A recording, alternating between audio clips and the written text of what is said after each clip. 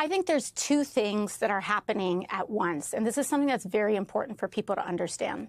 One, there absolutely is an unprecedented abuse of power, destruction of norms, erosion of our government and our democracy in order to prop up an authoritarian style of governance. That is happening. However, they are weaker than they look. And it is important that we remember that, because what they rely on is the impression of power, the perception of inevitability, in us giving up in advance to say, oh, what's going to happen if I stand up, etc. Nothing's going to happen. They rely on that perception of inevitability and power so that people comply in advance and acquiesce in advance and give up in advance.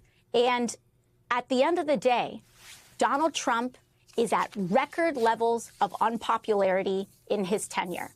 The Republican House is at record levels of unpopularity.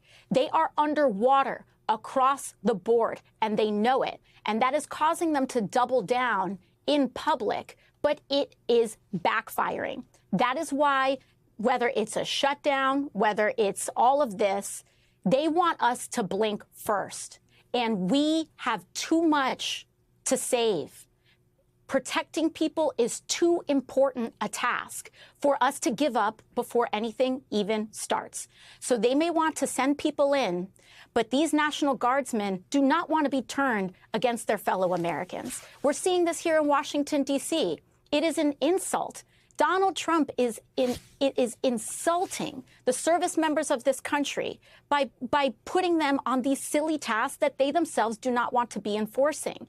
And so we have to understand that standing up matters, that our voice matters, to not give in to this cynicism, because that is what they rely on in order to perpetuate this idea that they are that they have total immunity from consequence. They will experience the consequences of this, but we have to be the consequence, which is why we have to stand tall right now alongside everyday Americans who want us to be standing up right now as well.